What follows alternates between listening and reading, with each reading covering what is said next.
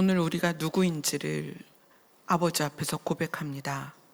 하나님을 아버지라 부르는 하나님의 자녀들입니다.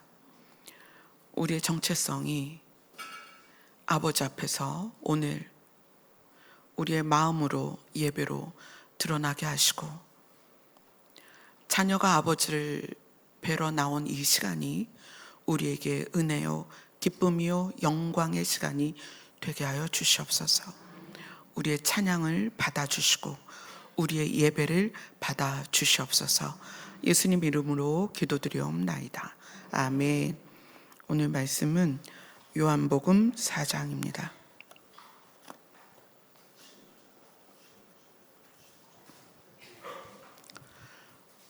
요한복음 4장 7절과 8절을 함께 읽도록 하겠습니다. 요한복음 4장 7절 8절입니다. 같이 읽겠습니다. 시작. 사마리아 여자 한 사람이 물을 기르러 왔음에 예수께서 물을 좀 달라 하시니, 이는 제자들이 그 동네에 들어갔음이러라. 아멘.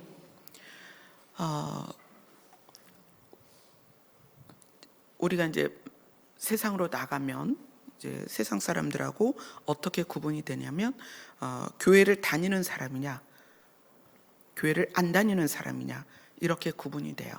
그런데 교회에 들어오면 어떻게 구분이 되냐면, 하나님을 믿느냐, 하나님을 믿지 않느냐로 구분이 됩니다. 교회 안에 있는데 어떻게 하나님을 안 믿을 수가 있을까요? 사실은 안 믿을 수도 있습니다. 그래서 교회 안에 들어온 우리가 우리 스스로, 우리 자신이 나는 하나님을 믿는가 안 믿는가를 자기 자신 안에서 찾아야 돼요. 자, 오늘 요한복음은 예수님께서 사마리아 여인을 만나서 물을 좀 달라 이렇게 말씀하시는 것을 오늘 우리가 함께 나눌 것인데, 우리가 하나님을 믿는다라는 정체성 안에서의 하늘이라는 단어가 우리에게 주는 의미가 좀 남다릅니다. 성경에는 하늘이라는 단어가 굉장히 많이 나와요. 이 하늘이라는 단어에 대해서 제가 한번 정의를 내려봤어요. 그러니까 신을 믿는 우리가 하늘이라는 단어를 어떻게 정의를 내려야 되는가? 신을 믿는 우리에게, 하늘이라는 곳은 신을 믿는 우리에게 신과 우리를 연결하고 신의 실체, 신이 실제로 존재하는 신의 실체를 설명할 수 있는 실제적이고 가시적인 공간이다. 그렇죠? 다시 한번 정의를 내려볼게요. 신을 믿는 우리에게, 여기 계신 분이 교회를 다닌다 안 다닌다가 아니라 신을 믿느냐 안 믿느냐, 하나님을 믿느냐 안 믿느냐로 생각을 한다면, 그렇다면 하늘이라는 이 단어는 신을 믿는 우리에게는 신과 우리를 연결하고 신의 실체를 설명할 수 있는 실제적이고 가시적인 공간이다. 네. 그래서 신을 믿는 우리가 신의 실체를 드러내는 성경을 볼 때에 하늘이라는 단어가 수없이 나올 수밖에 없다. 그죠? 마태복음이 하늘이라는 단어를 가장 많이 썼습니다. 근데 이 마태복음에서 이 하늘을 표현할 때 어떤 표현을 많이 썼냐면, 하늘에 계신 너희 아버지, 이런 표현을 썼어요. 하늘에 계신 너희의 아버지. 그러니까 신을 믿는 우리에게는 하늘이 어떤 공간이냐면 우리의 아버지가 계신 공간입니다. 그래서 이 하늘이라는 곳은 하나님의 실체가 실제로 존재하는 공간이다, 이렇게 우리가 느껴지죠. 그래서 마태는 하늘에 계신 너희의 아버지, 또 하늘에 계신 우리의 아버지, 이렇게 표현해요. 그리고 예수님은 뭐라고 그랬냐면 마태복음 안에서 하늘에 계신 내 아버지, 그러니까 예수님은 그렇게 표현했어요. 그리고 하나님을 하늘 아버지 이렇게 표현했어요. 그러니까 하늘이라는 단어가 우리에게 단순히 눈으로 보이는 스카이로서의 그 표현이 아니라, 그래서 바울은 하늘을 세 개다라고 표현해요. 스카이, 그 다음에 뭐가 있어요? 스페이스, 그 다음 또 뭐가 있어요? 헤븐.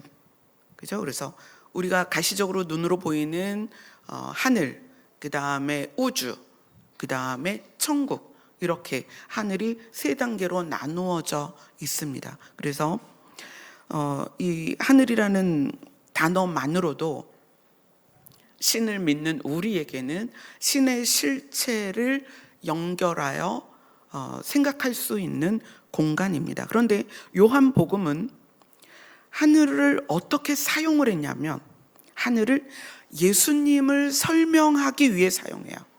예수님을 설명하기 위해. 그래서 요한복음 3장을 갑니다. 요한복음 3장 13절입니다.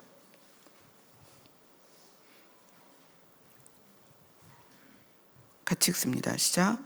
하늘에서 내려온 자 곧 인자 외에는 하늘에 올라간 자가 없느니라. 예수님 자기 자신이 하늘에서 내려온 자라고 표현을 하고 있어요. 그리고 요한복음 3장 31절을 같이 읽습니다. 시작. 위로부터 오시는 이는 만물 위에 계시고 땅에서 난 이는 땅에 속하여 땅에 속한 것을 말하느니라. 하늘로부터 오시는 이는 만물 위에 계시나니.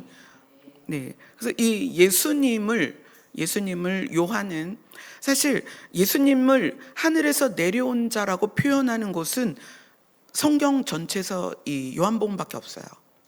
다른 곳은 그렇게 설명하지 않고 있습니다. 그런데 요한의 시각에서 예수님을 가장 적절하게 표현하는 것이 무엇이냐면 하늘에서 내려오신 분이다, 이렇게 표현을 하고 있는 거예요. 근데 그 하늘에서 내려오시는 분, 위로부터 오시는 분이 위로부터 오시는 이유와 목적, 그 다음에 위로부터 오시는 분이 하늘에서부터 오시는 분이 목적이 있다면, 또 내려오는 이유가 있다면 그것을 어떻게 이룰 것인가, 그것이 예수님이 오신 이유와 예수님의 사역을 설명할 수 있겠죠. 예수님 자기 자신이 나는 하늘에서 내려왔다, 그러니까 시작점을 얘기하는 거예요. 우리는 땅에서 났고 그리고 장차 하늘로 갈 것을 소망하고 있어요. 근데 예수님 자신은 출처, 시작, 근본, 하늘이다라는 거예요. 거기서 시작이에요. 그래서 예수님은 하늘에서 내려오신 분으로 요한이 설명을 하고 있고, 어쩌면 너무나 적절하고 우리가 이해할 수 있는 범위 내에서 가장 아름다운 표현이 아닌가 싶어요. 그래서 예수님을 생각하면 하늘에서 내려오셨다라는 표현이 정말 예수님을 설명하는 데 있어서 참 아름다운 표현인 것 같아요. 자, 그런데 그 예수님이 하늘에서 내려오시면 이 땅에 이미 살고 있는 우리 입장에서는 하늘에서 내려오시는 분과 땅에서 태어나서 땅에서 살아가는 우리 입장에서는 가치관이 너무 다를 것이고 보는 시각이 얼마나 다르겠어요. 그죠? 그래서 이 요한복음에서는 예수님이 전혀 다른 시각의 문제를 우리에게 던져줍니다. 그게 뭐냐면 요한복음 3장 3절을 같이 읽겠습니다. 시작.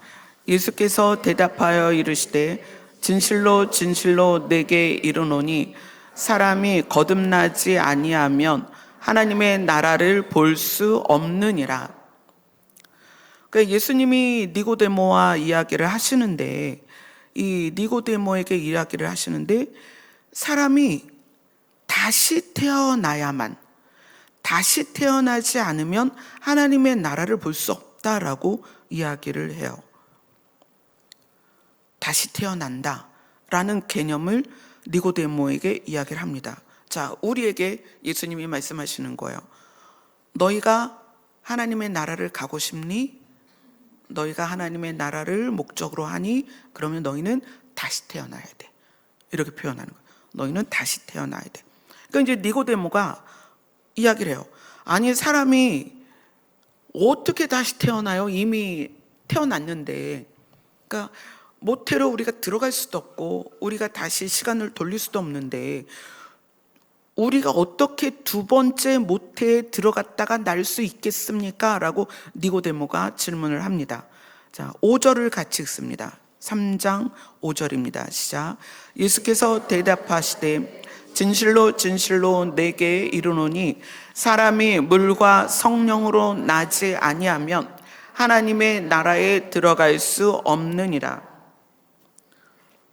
육으로 난 것은 육이니까, 육으로 난 것은 육으로서의 결과.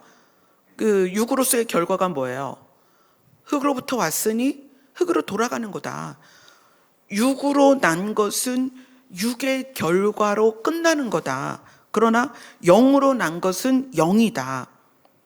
그러면서 예수님이 내가 너에게 다시 태어나야 한다는 말을, 다시 태어나야겠다 하는 말을 놀라지 말라, 놀랍게 여기지 말라, 이렇게 얘기를 해요. 그러면서 사람이 다시 태어나는 방법을 물과 성령으로 다시 태어나야 된다, 물과 성령으로 나야 된다, 이렇게 얘기를 합니다. 자, 우리는 요한복음 2장을 통해서 우리는 정결 예식을 위한 돌 항아리이다. 그래서 이 돌 항아리에 예수님의 명령하신 물이 부어졌을 때 그것이 포도주가 돼서 어디로 연결된다? 혼인잔치로 연결된다. 그러니까 우리가 예수 그리스도의 신부라면 우리가 정결한 상태로서 그리스도의 신부가 돼야 되는데, 그럼 우리는 단계가 있다. 첫 번째, 비워져야 되고, 그 다음에 예수님이 말씀하신 물이 부어져야 되고, 그랬을 때 우리가 변화되어서 예수님의 혼인잔치로 들어갈 수 있습니다. 자, 그런데 이 3장에서는 물이 뭐냐? 물이 다시 태어나는 조건이다라고 얘기하는 거예요. 그죠? 정결 예식을 위한 돌 항아리에 물을 부어라 그랬잖아요. 그런데 이 3장은 물이 무엇이냐? 물과 성령으로 너희가 다시 태어나야 된다. 그러면 우리가 다시 태어나는 데에 필요한 게 물과 성령이라는 거예요. 물과 성령으로 다시 태어나지 않으면 하나님의 나라에 들어갈 수 없다. 자, 물과 성령으로 다시 태어난다는 것을 많은 이제 그 해석을 하는 방식들이 있어요. 여러 해석으로 합니다. 그런데 이 물과 성령으로 다시 태어난다는 것이 요한복음 2장과 3장과 4장을 연결하면 이 물을 어떻게 해석해야 되느냐? 이 물을 어떻게 해석해야 되느냐? 요한복음 15장 3절로 갑니다.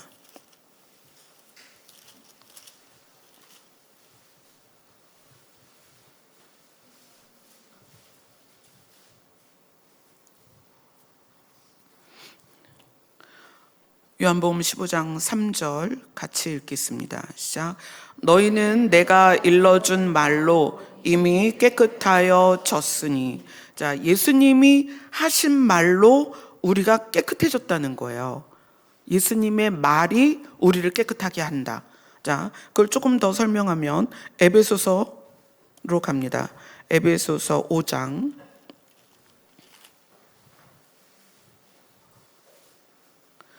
26절입니다. 에베소서 5장 26절 같이 읽습니다. 시작. 이는 곧 물로 씻어 말씀으로 깨끗하게 하사 거룩하게 하시고. 자, 물로 씻어 말씀으로 깨끗하게 하사. 그러니까 물로 씻는 것과 말씀으로 깨끗하게 하고 거룩하게 하는 것을 동등하게 놨다는 거예요. 동일선상에.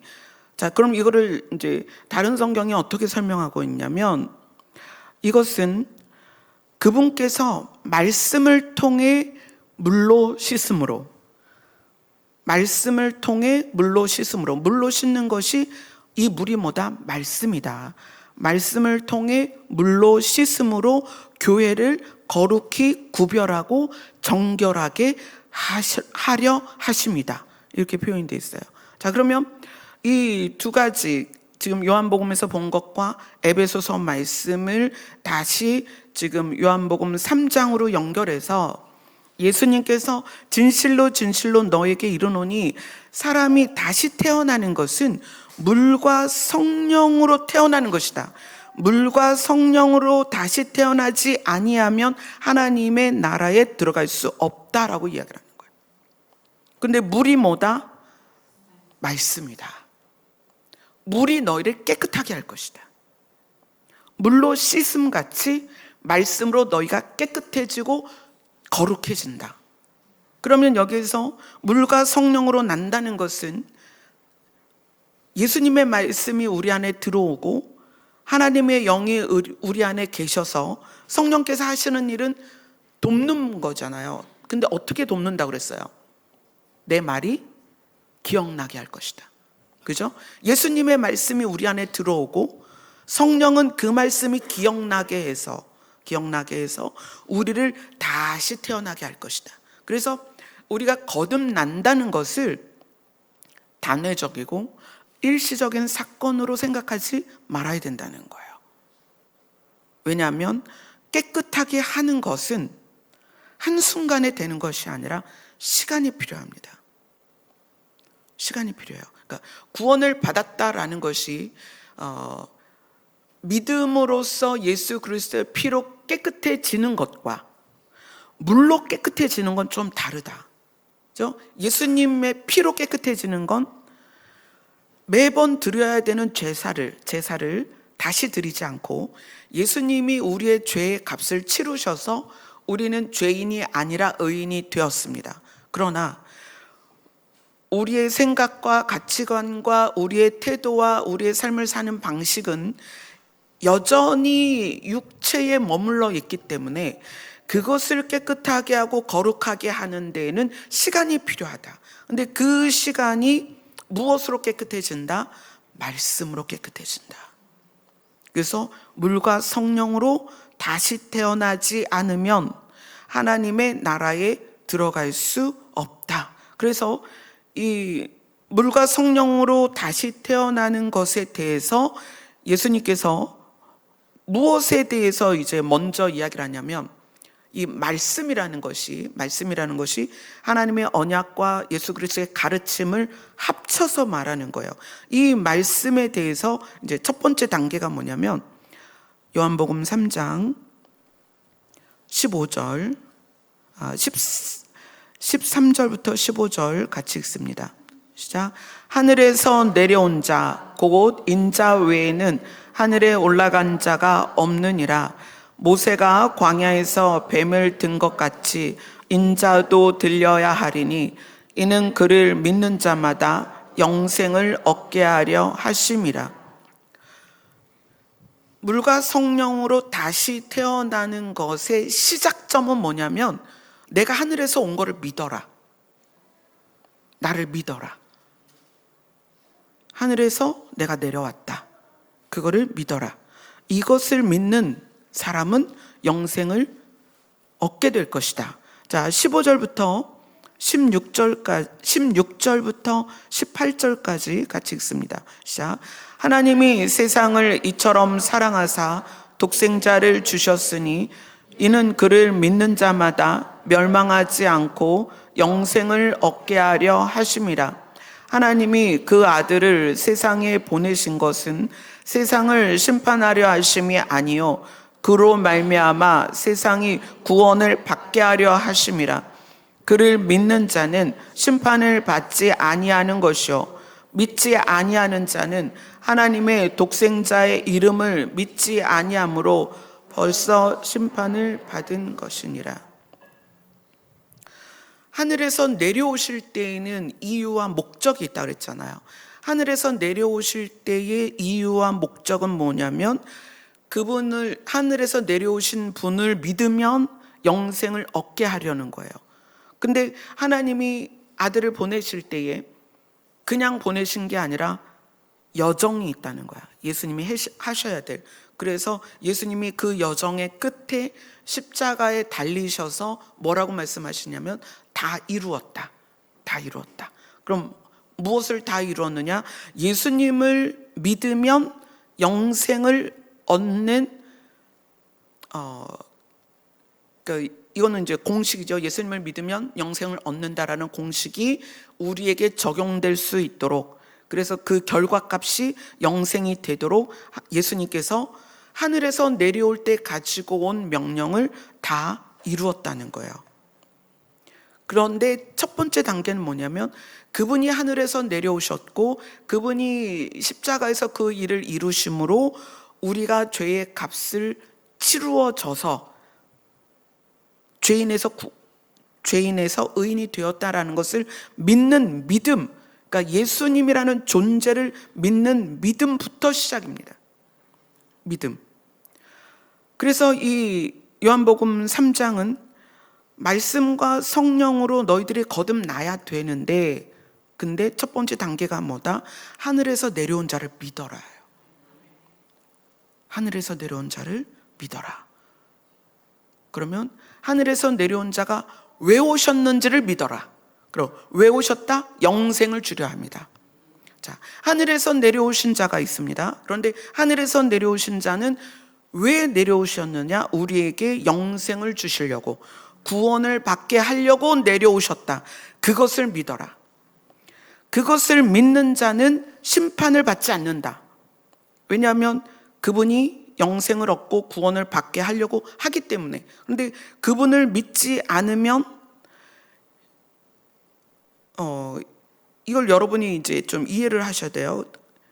하나님의 독생자의 이름을 믿지 아니하면 벌써 심판을 받은 것이라. 이건 뭐냐면 우리는 육으로 난 것이기 때문에 육의 결과물로 갈 수밖에 없는 존재입니다. 이미 육의 결과물이 뭐예요?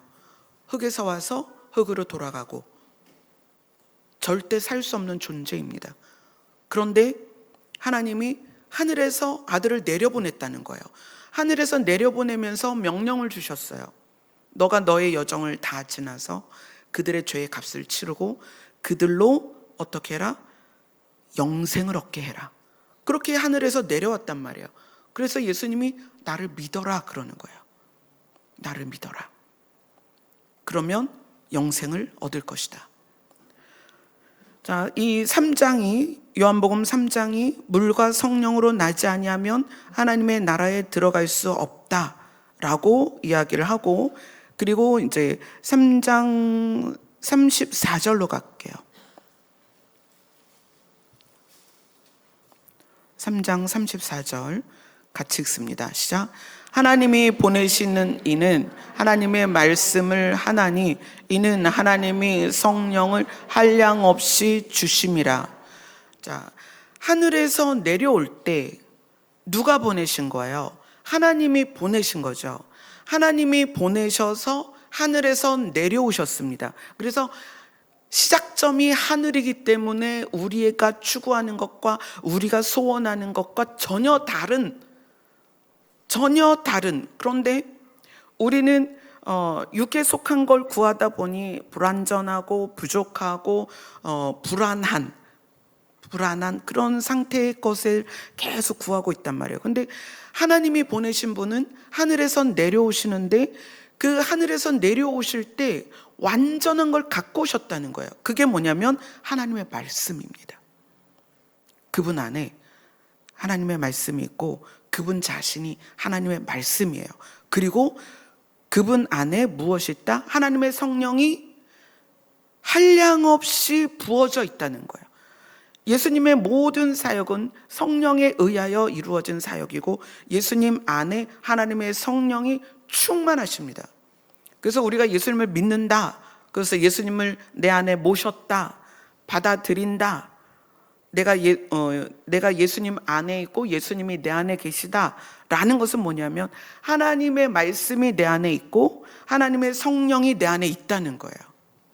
하나님이 보내신 분은, 하나님이 보내신 예수님은 하늘에서 내려오실 때 하나님의 말씀으로 오셨습니다.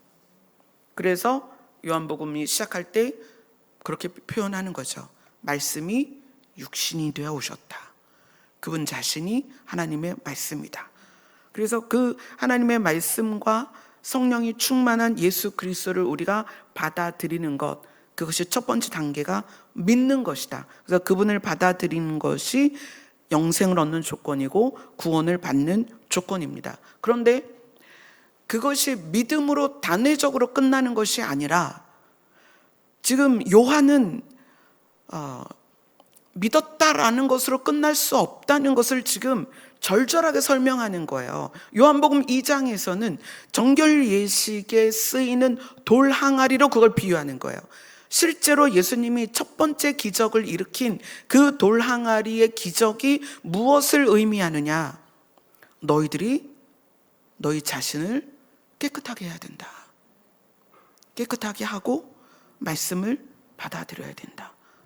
그런데 그것이 또 단회적으로 어느 날 우리가 작정하고 여기 다 모여서 회개 기도를 막 눈물 콧물을 흘리면서 막 진하게 한 서너 시간 발버둥을 치면서 회개를 했어요. 그럼 끝나냐는 거예요. 아니라는 거예요. 우리의 DNA에 이미 죄성이 있기 때문에 우리는 끊임없이 우리를 비워내야 된다. 더럽고 악한 것을 비워내야 된다. 그래서 예수님이 물과 성령으로 우리가 다시 태어나지 않으면 하나님의 나라에 들어갈 수 없다. 물이 말씀이고 그 말씀이 우리를 깨끗하게 하고 거룩하게 한다. 그래서 우리는 말씀을 어떻게 해요? 날마다 먹어야 된다. 그것으로 우리를 깨끗하게 해야 된다. 자, 요한복음 4장이 오늘 본문이잖아요. 이제 본문으로 가는 거예요. 자, 우리가 이제 3장을 지나서 요한복음 2장과 3장을 지나서 4장으로 가서 오늘의 질문을 다시 한번 보겠습니다. 4장 7절을 읽겠습니다. 시작. 사마리아 여자 한 사람이 물을 길러 왔음에 예수께서 물을 좀 달라 하시니, 네, 사마리아 여인이 있었습니다. 예수님이 사마리아를 통과하여 가야겠다라고 말씀하세요. 내가 사마리아를 통과하여야겠다. 그리고 이제 통과를 하십니다. 근데 이 통과를 해야 되겠다라는 것을 이렇게 왜 표현을 했느냐? 유대인은 사마리아 사람들하고 상종을 하지 않아요. 그러니까 지금으로 말하면 혼혈. 근데 그 혼혈이 어떤 의미다? 거룩하지 않다. 피가 더럽혀졌다. 그런 의미이기 때문에 유대인들은 사마리아를 통과하는 게 있을 수 없는 얘기라는 거예요. 근데 예수님이 사마리아를 통과해야 되겠다라는 선포를 하십니다.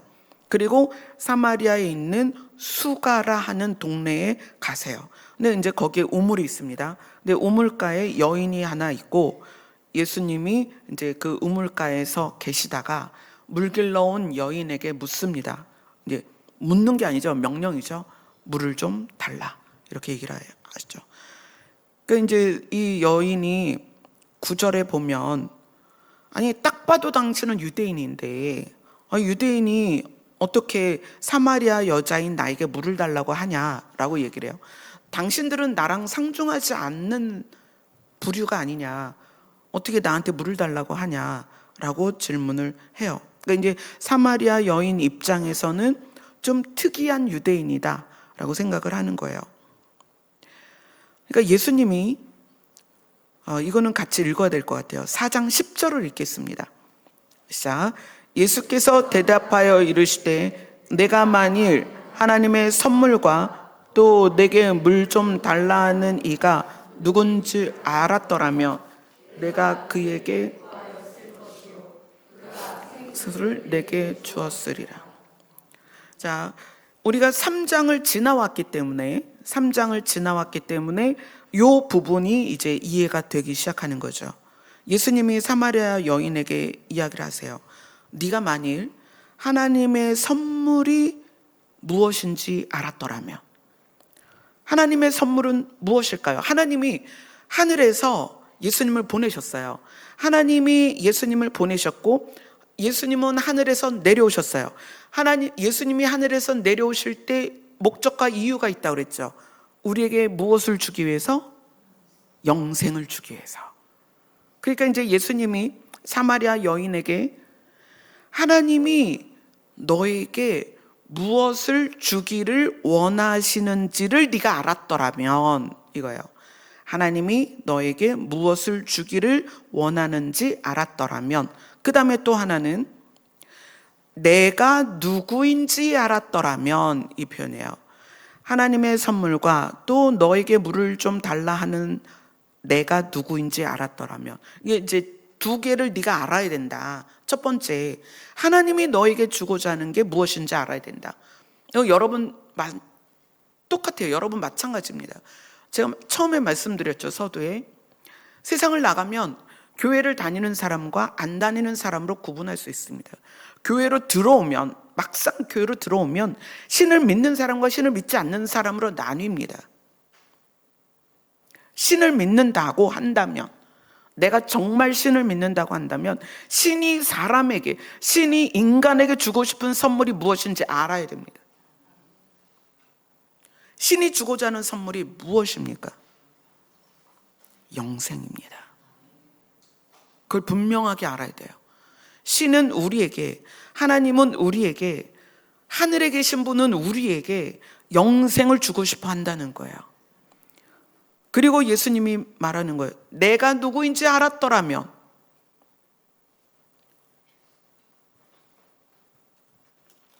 너는 그에게 오히려 네가 구했을 것이다. 그러면 내가 너에게 생수를 주었을 것이다.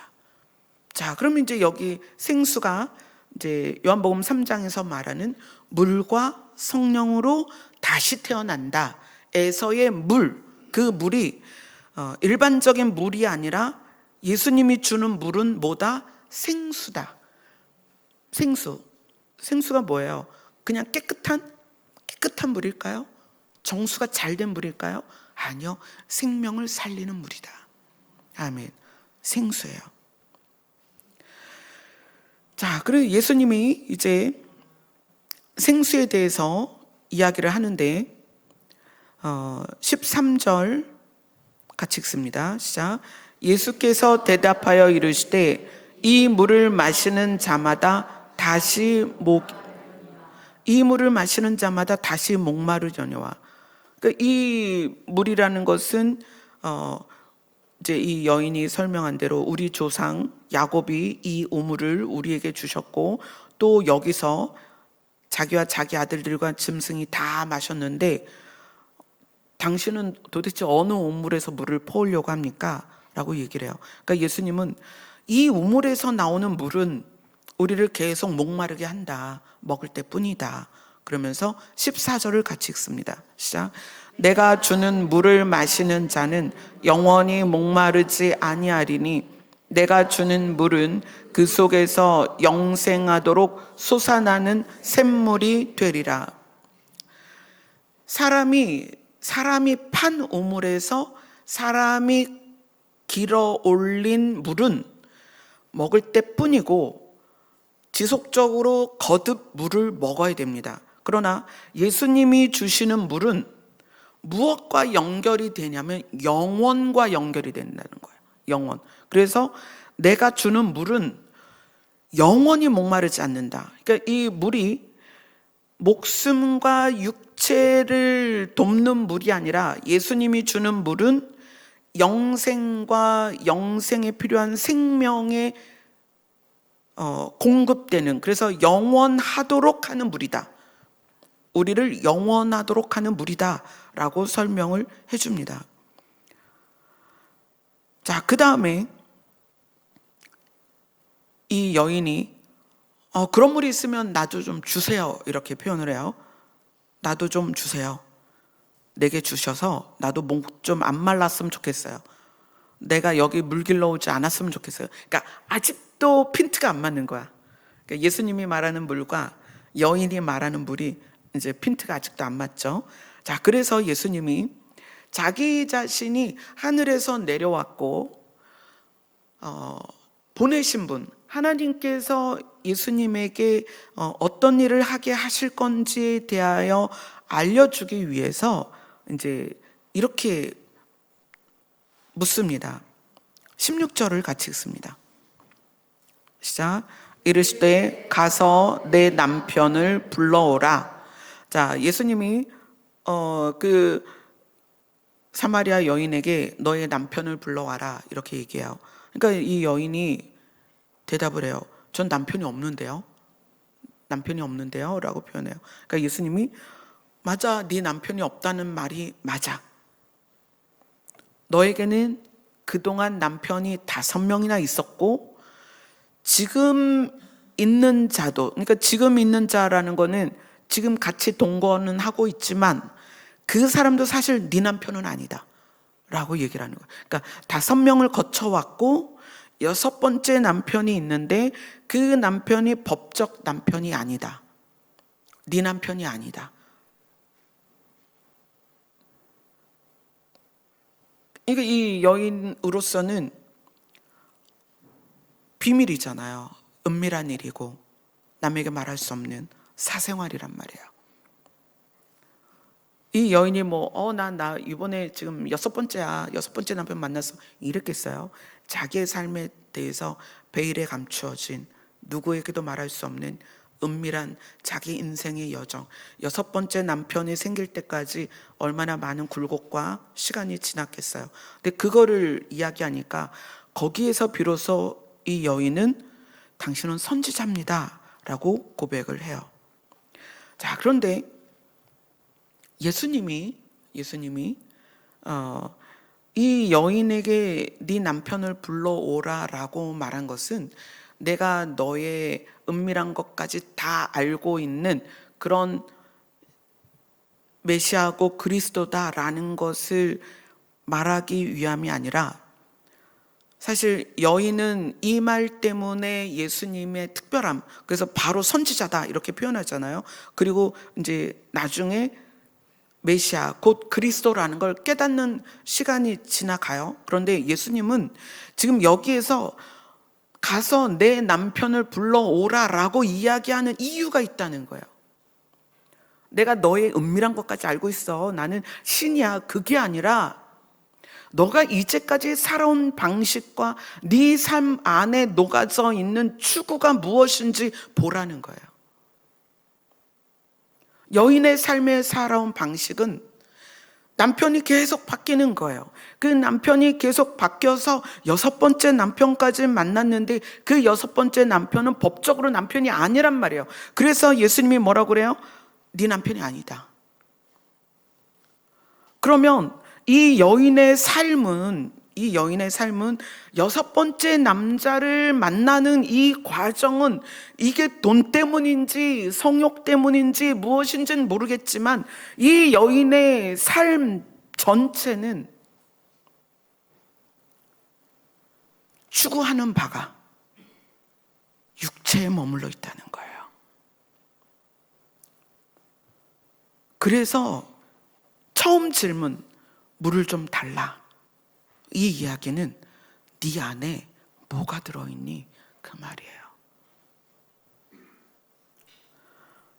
그러니까 예수님은 생수를 말하고 여인은 우물의 물을 말하니까 예수님께서 내가 너에게 생수를 줄 수 있다. 나는 메시아고 그리스도라는 것을 알려주기 위해서 예수님께서 이 여인의 삶을 건드리시는 거예요. 여인의 삶을 건드릴 때 여인은 나의 비밀, 베일에 감추었던 비밀을 알아냈으니 이분은 선지자고 그리스도고 메시아야 라고 믿었지만 예수님은 여기에서 더 깊은 걸 건드리는 거예요. 너의 삶의 방식을 봐라. 왜냐하면 이 여인이 하나님을 안 믿는 여인이 아니었단 말이에요.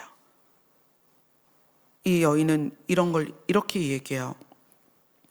우리 조상들은 이 산에서 예배하였는데 당신들의 말은 예배할 곳이 예루살렘에 있다 하더이다. 이 이야기는 사마리아에 살고 있지만 예배와 하나님과 말씀을 다 이어서 말할 수 있을 정도로 알고 있다는 거예요.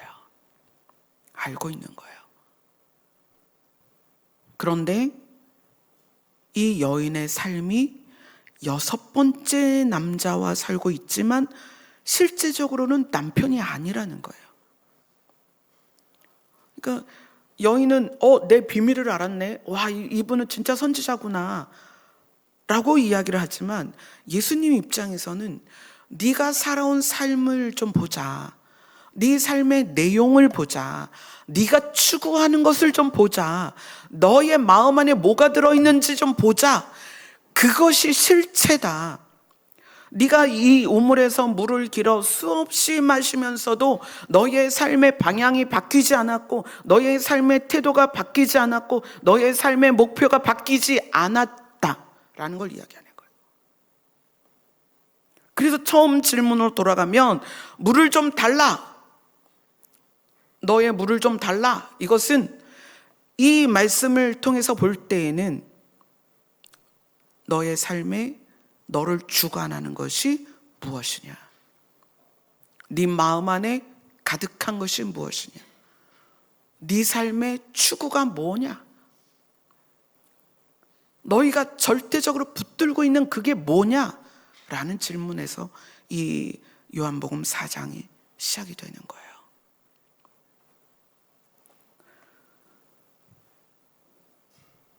그래서 여인이 요한복음 4장 25절 같이 읽습니다.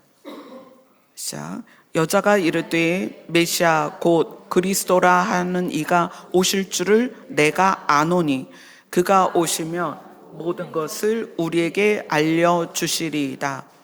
자, 거기까지 갔어요. 이제 비록 이 여인의 삶은 6번째 남자와 살아야 하는 기구한 운명이고 자기가 선택하는 어떤 가치관으로서 또는 그때의 사회적인 상황이 다 맞물려서 6번째 남자와 살아야만 하는 기구한 운명의 이 여인이 자기가 가지고 있던 믿음 안에서 한 구절을 꺼내는 거예요. 여자가 이르되 메시아 곧 그리스도라 하시는 이가 오실 줄을 내가 알고 있습니다. 메시아가 올 것을 기다리고 있었다는 거예요. 그가 오시면 모든 것을 우리에게 알려주시리이다. 자, 25절을 같이 읽습니다. 시작. 예수께서 이르시되 26절 시작. 예수께서 이르시되 내게 말하는 내가 그라 하시니라. 너에게 말하고 있는 내가 메시아 곧 그리스도다. 예수님이 자기의 정체를 분명하게 드러내십니다. 자, 그래서 이제 이 사건 때문에 여자는 물동이를 버려두고 드디어 자기가 알고 있었던 말씀대로 메시아 곧 그리스도라 하시는 이가 오실 것을 내가 알고 있었고 알고 있기 때문에 기다렸고 그분이 오시면 모든 걸 해결해 줄 거라고 생각을 했는데 그분이 나타난 거예요. 그분이 나타났어요. 그리고 자기의 베일에 감췄던 비밀리에 했었던 모든 과거사를 단번에 드러내셨기 때문에 그게 믿어지는 거예요. 이분이 메시아 곧 그리스도인 것이 믿어졌습니다. 그래서 물동이까지 다 버려두고 동네로 들어갑니다. 어떻게 들어갔겠어요? 급하게 뛰어서 들어가서 사람들에게 소리를 치는 거예요. 사람들에게 말하는 거예요. 와서 봐라. 29절에 그렇게 말하죠. 나에게 말한 이 사람을 와서 봐라. 이는 그리스도가 아니냐. 이분이 정말 그리스도다. 우리가 기다렸던 메시아고 그리스도다라고 이야기를 하고 그래서 그 동네 사람들이 예수님께 모입니다. 예수님께 모이고, 그리고 이제 그 나눈 대화들 가운데에서 39절을 같이 읽습니다. 시작. 여자의 말이 내가 행한 모든 것을 그가 내게 말하였다 증언하므로 그 동네 중에 많은 사마리아인이 예수를 믿는지라. 자, 예수님을 믿게 됐습니다. 그리고 41절, 40절, 41절, 42절까지 같이 읽겠습니다. 시작.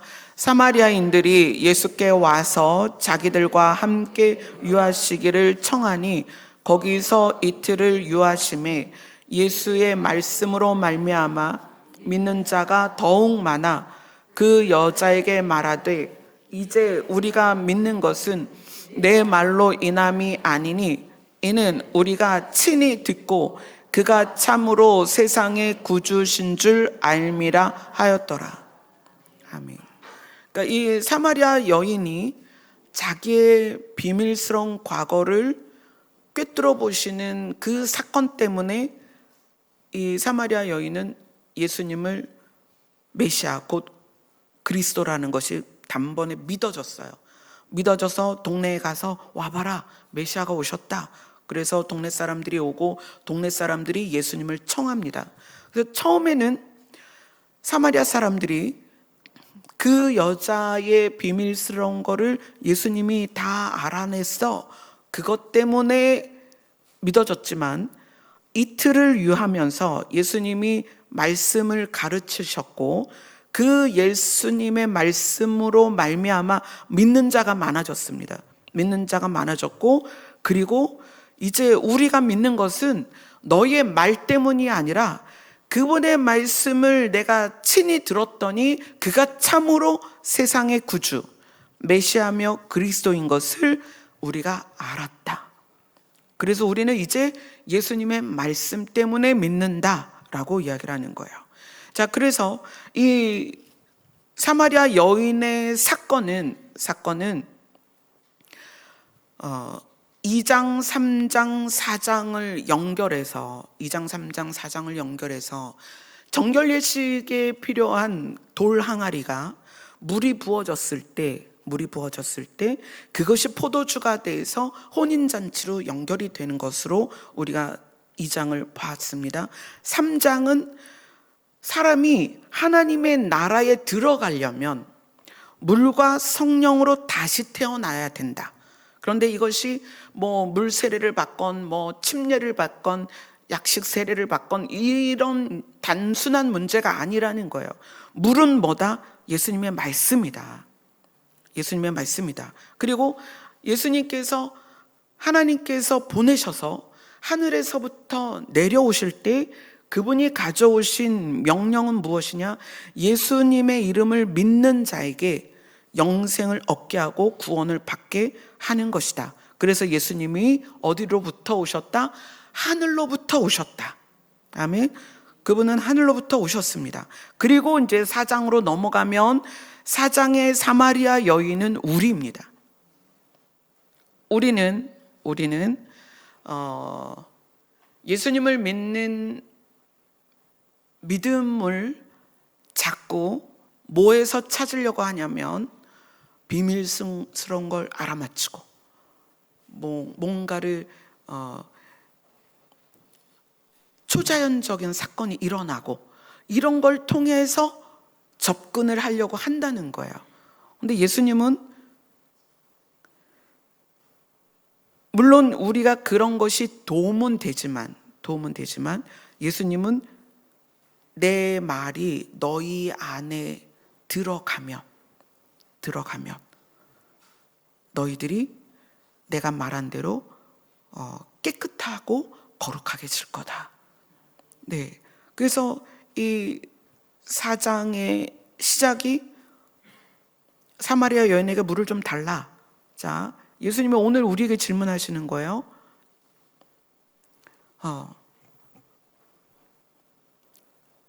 누구한테 물어볼까? 하율아, 물 좀 줘. 너의 물을 나에게 좀 줘봐봐. 예수님이 질문하시는 거야. 예수님이. 우리 사랑이가 아까 있었는데 없어졌네. 사랑이한테 물어보려고 그랬더니 예수님이 말씀하시는 거예요. 너의 물을 꺼내봐봐. 너의 물을 나에게 좀 가져와. 너의 물이 너로 하여금 너의 인생에 해결이 됐니? 안 된 거예요. 그래서 얘기하시는 거예요. 네 남편이 몇 명이야? 6명이지. 사실은 실제 네 남편도 아니잖아. 너의 기구하고 혼란스럽고 안타깝고 슬픈 너의 인생을 이 우물에서 길어내는 물, 곧 땅에 속한 것으로는, 너의 가치관으로는, 너의 삶에서 땅에 속한 것으로 추구되었던 모든 것은 절대 해결할 수 없어. 여러분, 그렇습니다. 땅에 속한 건 그래요. 일시적이고 제한적이고 사라집니다. 그래서 우리는 반복해요. 좌절도 반복하고 슬픔도 반복되고.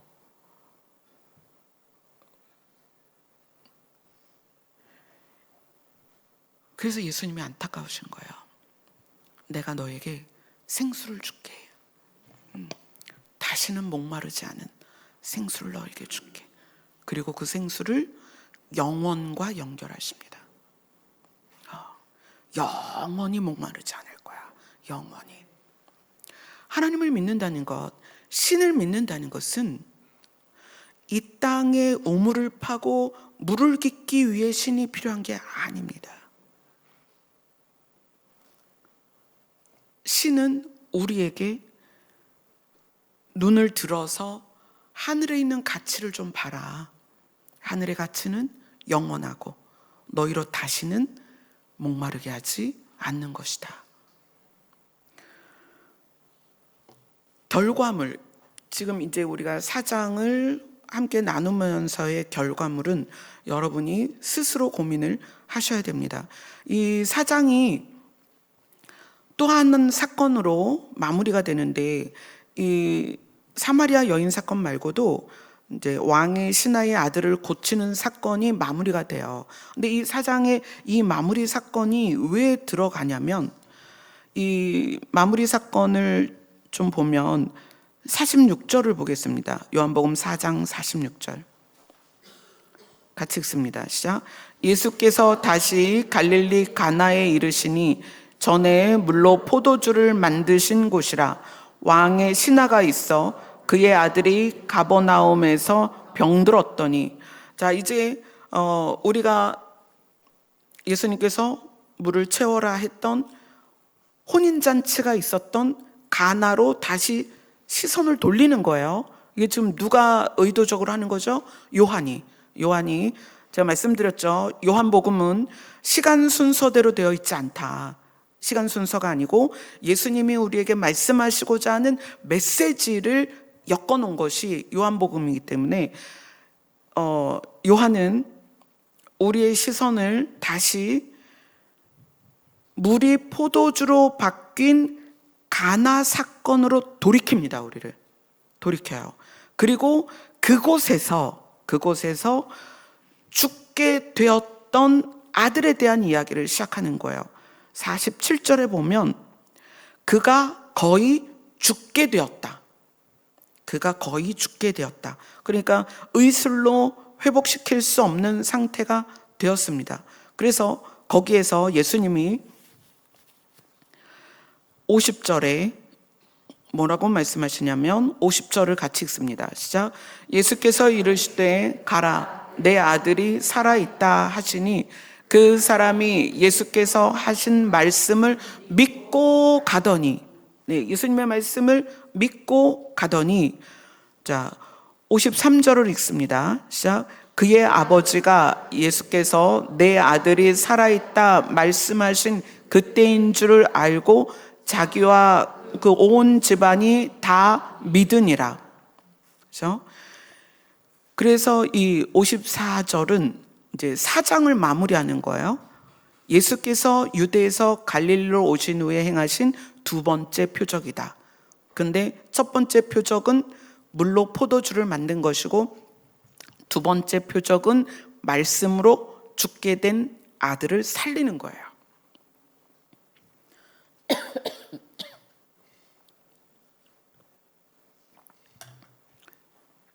예수님은 말씀이 육신이 되어 오셨습니다.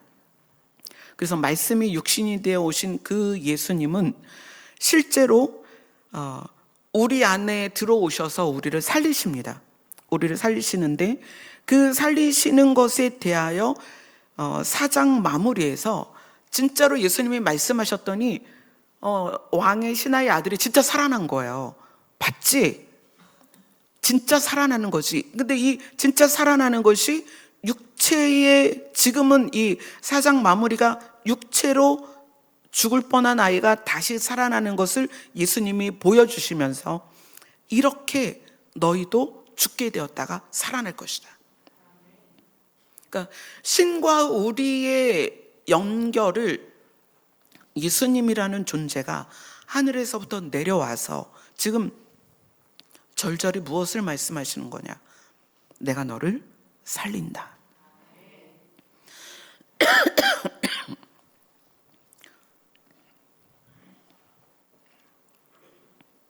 여러분의 두려움이나 걱정이나 근심이나 모든 것은 땅에 속한 것이기 때문이에요.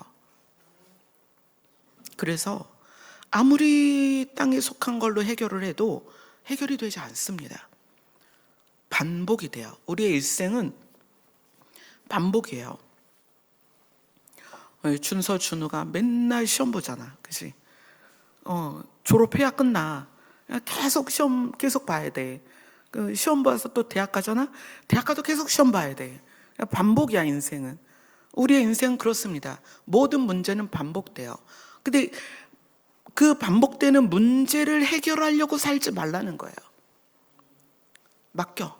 하나님께 맡기고, 하나님께서 아들을 내려보내신 이유를 생각해라.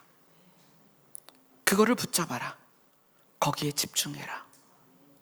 그러면 나머지 문제들도 다, 때로는 드라마틱하게 해결되는 문제도 있지만, 때로는 뭐라고 표현되냐면 지고 가라 그래요. 네 십자가야. 그거 네가 져. 그건 우리가 지고 가야 돼요.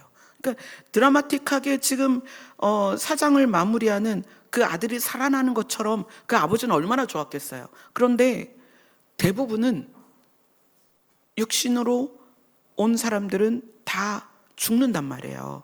그러니까 이 일을 경험한 왕의 신하는 너무 기뻤겠지만 일반적으로는 다 육체의 죽음을 경험한단 말이에요.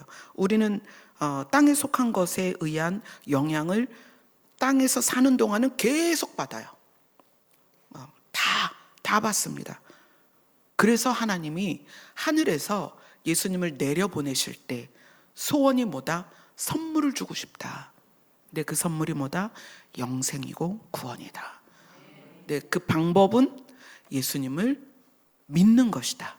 근데 그 예수님을 믿는 것이 나 믿어로 끝나는 게 아니라, 그 말씀이 우리 안에 채워져서 우리를 어떻게 해야 된다? 깨끗하게 씻어내고 거룩하게 하는 과정이 필요하다. 근데 그 과정은 시간이 필요하다. 자, 오늘 이제 요한복음 4장까지 해서 이제 예수님께서 물이라는 한 가지 단어로서 쭉 우리에게 예수님이 오신 이유와 여정을 쭉 보여주셨어요. 그러니까 사도 요한은 예수님이 누구신지를 1장에서 가득 예수님을 표현할 수 있는 모든 표현을 다 합니다. 그리고 2장, 3장, 4장을 통해서 예수님이 하실 일과 우리가 예수님을 왜 믿어야 되는지 그것을 다 보여주셨어요. 이것이 이제 제가 짧은 시간 안에 여러분들에게 설명하기가 굉장히 많은 내용인데 이제 이렇게 좀 간단히 지금 넘어가고 있는 거예요. 그래서 여러분들이 요한복음을 계속 많이 읽으셨으면 좋겠어요. 읽고 또 읽으면 말씀이신 예수님이 내 안에서 살아 역사하십니다. 제가 가르치는 것은, 제가 여러분과 나누는 것은 큰 코끼리의 콧구멍일 수도 있고요, 큰 코끼리의 발바닥일 수 있어요. 되게 작은 부분이에요. 그런데 예수님 자신이 말씀이시고 하나님의 성령이 가득하시기 때문에 여러분이 예수님을 모시고 그 상태에서 말씀을 계속 읽으면 그 말씀을 여시는 것은 성령께서 열어주세요. 개인이 반드시 그렇게 하셔야 돼요. 왜요? 물과 성령으로 다시 태어나지 않으면 하나님의 나라에 갈 자가 없다는 거예요. 나 교회 다녀, 나 하나님 믿어, 이걸로 아니라는 거예요. 그렇게 될 수 없어요. 여러분이 진지하게, 그래서 제가 이제 이 성경을, 실물 성경을 수없이 여러분과 예배 시간에 계속 읽는 거예요. 읽고 또 읽고. 말씀이 여러분을 살리기 때문에 그래요. 다른 사람의 인생과 다른 사람이 써놓은 좋은 글귀들이 많이 있습니다. 그건 여러분이 여분의 시간에 많이 보세요. 그러나 진짜 여러분을 살리는 것은 성경 말씀이에요. 예. 그래서 저는 일주일에 금요일, 주일 2번, 그리고 지금은 이제 도랑아리 기도회 때문에 매일 여러분과 말씀을 나누지만, 제가 여러분에게 알려드리는 건 진짜 코끼리의 눈곱만큼도 안 돼요. 저도 역량이 부족하고 저도 받은 것 외에는 여러분에게 알려드릴 수가 없기 때문에 아주 조금 여러분에게 그냥 제가 가지고 있는 거를 조금 나누는 거예요. 마치 어린 아이가 물고기 2마리, 떡 5개를 제자들에게 내놓는 것처럼 저는 그렇게 작은 걸 여러분에게 내놓는 거예요. 그러나 그것을 5,000명 넘게 먹이시는 건 하나님이십니다. 여러분 각자에게 말씀으로써 여러분을 살려내셔서 여러분의 초점이 하늘을 향하고 여러분의 가치관이 영생에 머물도록 하시는 것은 하나님께서 하십니다. 그래서 늘 말씀을 읽고 묵상하고 그리고 그 말씀을 살아내고, 여기까지 가야 돼요. 말씀을 살아내는 것까지 가시기를 소원합니다. 아멘. 기도하겠습니다.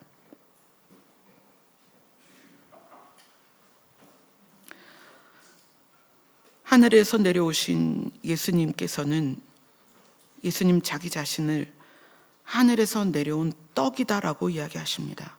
그 떡을 먹으라고 이야기하십니다. 그 떡을 먹어야 산다고 얘기하십니다.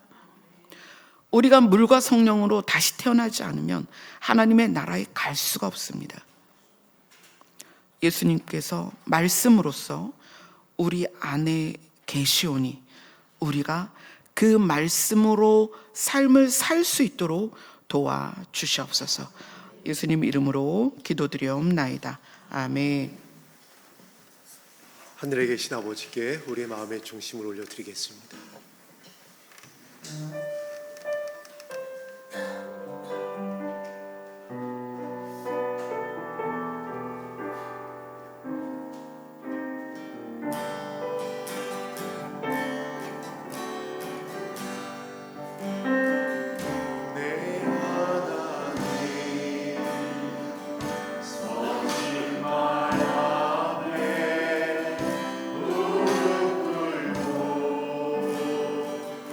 경배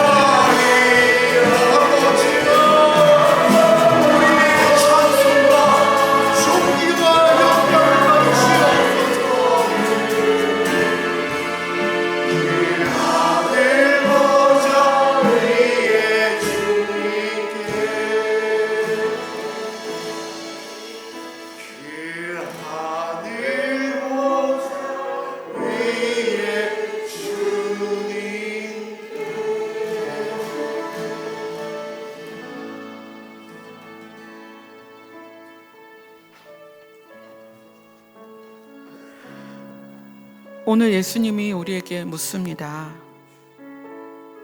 너 안에 들어있는 물은 어떤 물이니? 나에게 물을 좀 줘라. 내가 네 안에 있는 물을 좀 봐야 되겠다.